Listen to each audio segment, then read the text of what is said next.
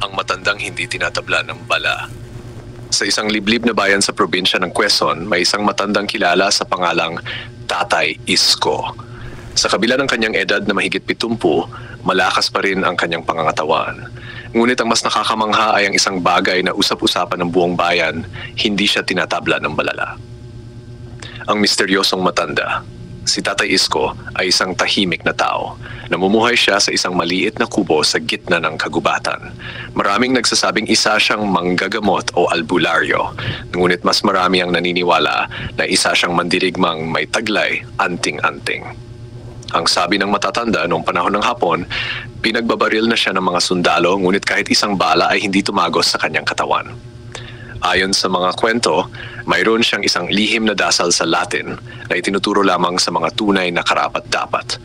Sinasabing kapag ito ay binigkas, nagkakaroon ng nagsasabi ng di matatawarang proteksyon laban sa anumang sandata. Ang pagsubok, dumating ang araw na may mga bagong salta sa bayan, isang grupo ng mga armadong lalaki na naghahasik ng takot. Hindi sila pulis o sundalo, kundi mga kilabot na kriminal na walang kinatatakutan. Narinig nila ang tungkol kay Tatay Isko at nais nilang patunayan kung totoo nga ang kanyang anting-anting. Isang gabi, pinuntahan nila ang kubo ng matanda. Matanda, gusto naming makita kung totoo nga ang sinasabi nilang hindi ka tinatabla ng bala, sigaw ng leader ng grupo. Lumabas si Tatay Isko walang bahid ng takot. Nakaputing kamiseta siya at may hawak na isang maliit na rosaryo. Hindi ko kailangang patunayan ng kahit ano, mahina ngunit maring sagot ng matanda. Ngunit hindi nakinig ang mga armado. Isa sa kanila ang humugot ng baril at walang babala itong ipinutok kay Tatay Isko. Ang himala, isang malakas na putok ang umalingaw-ngaw sa kagubatan. Ngunit imbes na bumagsak ang matanda, nakatayo pa rin ito parang walang nangyari.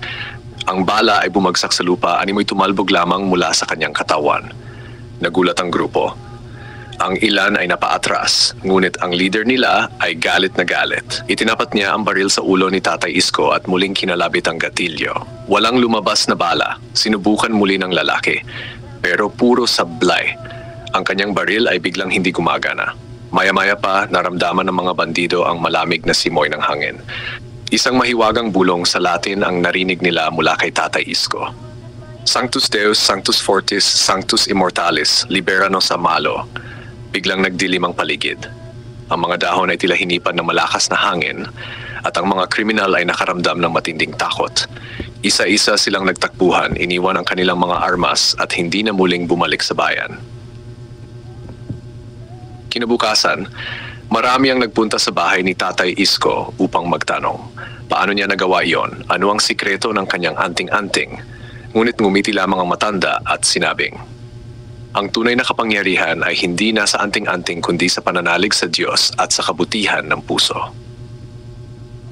Ang alamat na hindi mamamatay. Makalipas ang maraming taon, pumanaw si Tatay Isko sa edad na 73. Ngunit kahit wala na siya, nanatili ang kanyang kwento sa mga tao.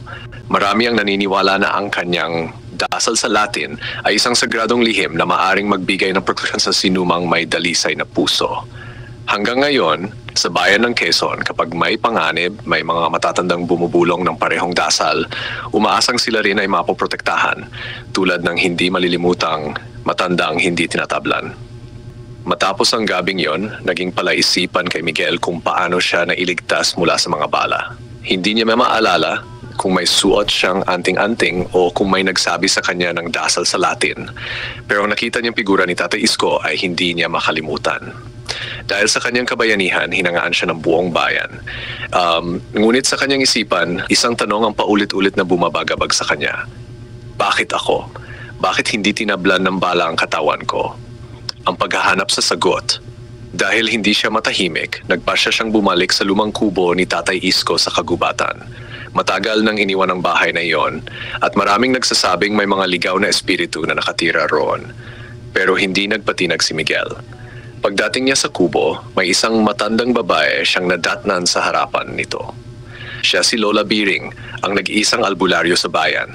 Alam kong darating ka, Hidyo, sabi ni Lola Biring habang nakangiti. Nagulat si Miguel. Paano niyo po nalaman? Tanong niya. Dahil ikaw ang bagong tagapagdala ng lihim na dasal, sagot ng matanda. Anong ibig niyong sabihin? Pumasok sila sa loob ng kubo. Sa gitna ng alikabok at lumang gamit, kumuha si Lola Biring ng isang lumang papel mula sa isang kahoy na bawal. Nang buksan ito, bumungad kay Miguel ang nakasulat na mga salitang Latin. Sanctus Deus, Sanctus Fortis, Sanctus Immortalis, Libera nos a malo. Ito ang parehong dasal na narinig niya noong gabing tinangka siyang patayin ng mga kriminal. Si Tatay Isko ang nagingat ng dasal na ito sa loob ng maraming taon, paliwanag ni Lola Biring. Pero ang kapangyarihan nito ay hindi basta-basta napapasa. Ito ay ibinibigay lamang sa mga tunay na karapat-dapat. Natahimik si Miguel.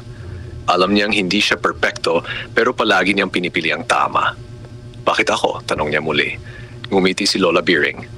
Dahil may isang taong nananalangin para sa'yo. Ang tunay na lakas ng dasal. Hindi makapaniwala si Miguel sa narinig. Sino ang nanalangin para sa kanya? Biglang pumasok sa kanyang isip ang kanyang yumaong ina na palaging nagdarasal tuwing gabi. Naalala niya ang mga gabing binubulong ng kanyang ina ang parehong Latin na dasal habang siya ay natutulog bilang bata. Ang anting-anting ay hindi lang isang bagay na isinusuot. Ang tunay na proteksyon ay nagmumula sa pananalig at pagmamahal, ani Lola Biring. Sa sandaling iyon, nawala ang kanyang mga pagdududa. Alam na niya kung bakit siya naligtas. Lumuhod siya at muling binigkas ang dasal sa Latin. Sa labas ng kubo, isang malamig na hangin ang dumaan. Sa malayo, tila may isang anino na matatandang lalaki ang nakatayo sa ilalim ng puno, nakatingin at nakangiti sa kanya. At mula noon, si Miguel ang naging bagong tagapag-ingat ng lihim na dasal, isang bantay ng bayan na handang ipagtanggol ang mga mahina gamit hindi lamang ang lakas ng kanyang katawan, kundi pati na rin ang kapangyarihan ng pananalig. Part 2. Sa pagpapatuloy ng kwento, mas lalong umugong ang usap-usapan tungkol kay Mang Ernesto, ang matandang hindi tinatabla ng bala. Matapos ang insidente kung saan binaril siya ng isang lasing na lalaki, ngunit hindi man lang natusok ng bala ang kanyang balat, maraming tao ang nag-usisa sa kanya. Ang lihim ni Mang Ernesto. Isang gabi, matapos ang isang mahabang araw sa bukid, tinanong siya ng kanyang apo na si Jomar, "Lolo, totoo po bang may anting-anting kayo?" Napangiti lang si Mang Ernesto at tumingin sa malayo.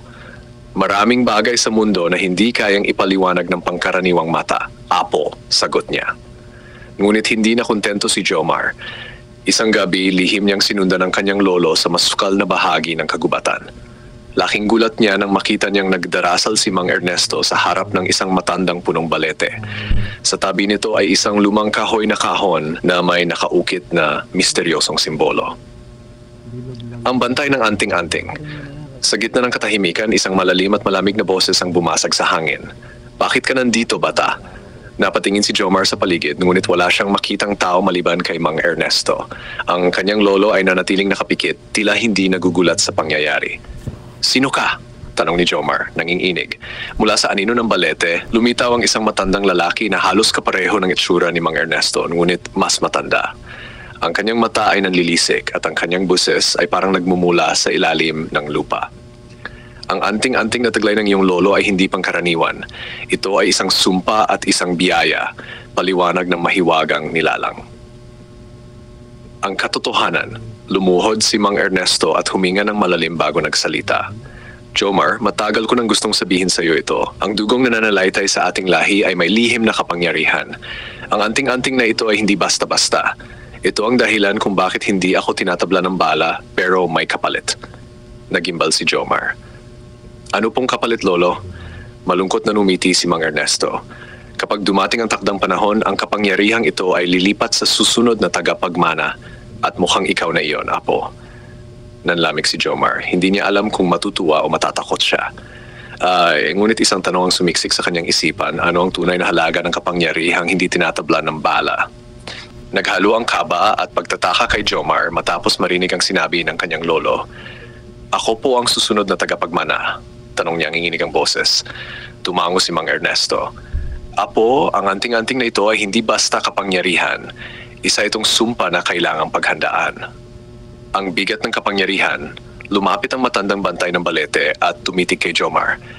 "Kapag tinanggap mo ito, hindi ka na basta magiging isang normal na tao. Hindi ka tatanda gaya ng iba, hindi ka masasaktan ng bala, pero may kapalit." Napalunok si Jomar. "Ano pong kapalit?" Bumuntong hininga si Mang Ernesto. Mawawala ang iyong karaniwang buhay. Hindi ka maaring magmahal dahil ang pag-ibig ay isang kahinaan. Hindi mo rin maaring gamitin ang kapangyarihan para sa pansariling interes kundi mawawala ito sa iyo. Ang pagsubok. Biglang lumakas ang hangin at sa harap ni Jomar ay lumitaw ang isang sinaunang sibat na may ukit ng mga lumang simbolo. Kung gusto mong tanggapin ang kapangyarihan, kailangan mong pagdaanan ang pagsubok, sabi ng bantay. Napatingin si Jomar kay Mang Ernesto na ngayon ay tila nang hihina. Lolo, ano pong mangyayari sa inyo? Malungkot itong ngumiti. Kapag lumipat na ang kapangyarihan, ako ay magiging isang ordinaryong matanda. Ang katawan ko ay matagal nang dapat bumigay, pero ang anting-anting ang nagpapanatili sa akin. Kapag wala na ito sa akin, magiging mortal na ako. Nanlumo si Jomar. Hindi niya akalaing ganito kabigat ang kapalit ng kapangyarihan ng kanilang angkan. Paano po kung hindi ko tanggapin? Sumagot ang bantay, kung hindi mo tatanggapin, mawawala ang proteksyon ng inyong lahi. Babalik ang mga nilalang na nais kunin ang anting-anting. At kapag wala ng tagapagmana, ang anting-anting ay tuluyang maglalaho. Ang desisyon. Napayuko si Jomar. Batid niyang hindi na ito simpleng usapan. Ito ay isang pamana na may dalang malaking responsibilidad. Tumayo siya, kinuha ang sibat at tumitig sa bantay. Ano po ang kailangan kong gawin? Ngumiti ang bantay ng balete. Simulan na natin ang pagsubok. Part 4. Humakbang si Jomar papalapit sa matandang bantay ng balete. Tangan ang sinaunang sibat. Ramdam niya ang bigat ng kanyang desisyon, isang kapangyarihang maaring magligtas o magwasak sa kanyang buhay. Ito pa, ang pagsubok ng lakas. Biglang lumakas ang hangin at mula sa lupa ay lumitaw ang tatlong nilalang. Mga nilalang na yari sa anino, may matutulis na kuko at nagliliyab na pulang mata. Ito ang unang pagsubok, sabi ng bantay. Kailangan mong talunin sila nang hindi ginagamit ang iyong takot bilang sandata. Napaatras si Jomar. Paanong hindi gagamitin ang takot? Tanong niya. Lumapit si Mang Ernesto, mahina na ang katawan ngunit matatag pa rin ang boses. Apo, ang tunay na mandirigma ay hindi nagwawagi dahil sa galit o takot, kundi dahil sa tapang at layunin. Huminga ng malalim si Jomar.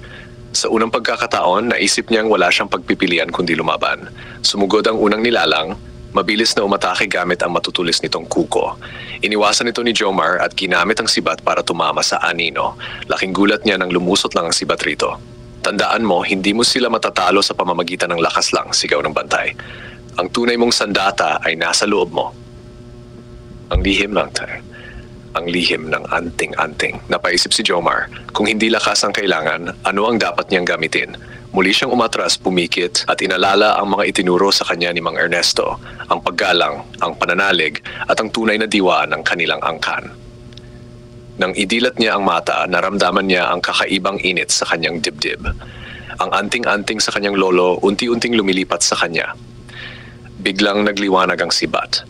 Nang sumugod ang pangalawang nilalang, hindi na siya umatras. Sa halip, itinapat niya ang sibat sa harapan nito, hindi para sumaksak, kundi para humigop ng liwanag mula sa kanya. Isang sigaw ng sakit ang lumabas mula sa halimaw bago ito natunaw sa hangin. Ang huling kalaban. Dalawa na lang ang natitira pero ang huli ay mas malaki, mas mabilis at mas mabangis. Hindi na ito naghintay at mabilis na lumundag papunta kay Jomar. Pero ngayon, hindi na siya natatakot. Hawak ang sibat, sinalubong niya ang halimaw at sa isang huling sigaw, sinaksak niya ito hindi sa katawan, kundi sa mismong anino nito. Isang nakakabinging tunog ang umalingaw-ngaw. Ang huling nilalang ay naglaho na rin. Ang pamana, hingal na napaluwad si Jomar. Narinig niya ang boses ng bantay, punong paggalang. Natapos mo ang pagsubok. Ngayon, ikaw na ang tagapagmana ng anting-anting. Lumapit si Mang Ernesto, ngumiti ng may pagmamalaki. Ngunit bago pa siya makapagsalita, bigla siyang nanghina at napaluhod. Lolo, sigaw ni Jomar. Mahinang ngumiti si Mang Ernesto. Apo, natutuwa akong nasa mabuting kamay ang pamana ng ating lahi. At sa huling pagkakataon, isang mainit na liwanag ang bumalot kay Mang Ernesto bago tuluyang pumikit ang kanyang mga mata. Napatingala si Jomar, ramdam ang bigat ng kanyang balikat. Siya na ngayon ang bagong matandang di tinatabla ng bala. Ngunit alam niyang hindi lang ito isang kapangyarihan. Ito ay isang tungkuling kailangang pangalagaan. At ngayon, nagsisimula pa lang ang kanyang tunay na laban.